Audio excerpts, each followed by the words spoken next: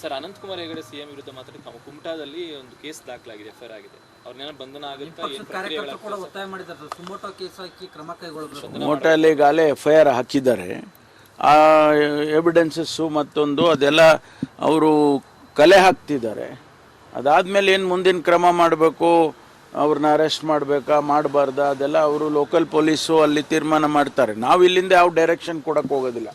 ಅವ್ರನ್ನ ಅರೆಸ್ಟ್ ಮಾಡಿ ಅವ್ರನ್ನ ಬಿಟ್ಬಿಡಿ ಅಂಥೇಳಿ ನಾನು ಯಾವತ್ತೂ ಕೂಡ ಯಾರಿಗೂ ಹೇಳಿಲ್ಲ, ಹೇಳೋದು ಇಲ್ಲ. ಅಲ್ಲಿ ಲೋಕಲ್ ಪೊಲೀಸು ಅವರು ಯಾವ ಕಾನೂನಲ್ಲಿ ಯಾವ ಸೆಕ್ಷನ್ ಹಾಕಬೇಕು ಆ ಸೆಕ್ಷನ್ ಹಾಕಿದ್ದೆ, ಅದರಲ್ಲಿ ಅರೆಸ್ಟ್ ಮಾಡಬೇಕು ಅಂತಿದ್ರೆ ಮಾಡ್ತಾರೆ.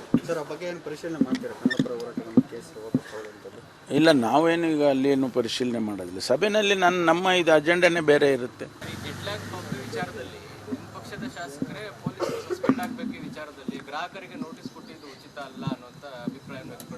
ಯಾವುದು ಉಚಿತ ಯಾವುದು ಉಚಿತ ಅಲ್ಲ, ಯಾವುದು ಕಾನೂನಿಗೆ ಬಾಹಿರ, ಇದೆಲ್ಲವನ್ನು ಕೂಡ ಆ ಸಂಬಂಧಪಟ್ಟಂಥ DCP ಮತ್ತು ಅವರ ಅಧಿಕಾರಿಗಳು ಅವ್ರು ನೋಡ್ಕೊಳ್ತಾರೆ.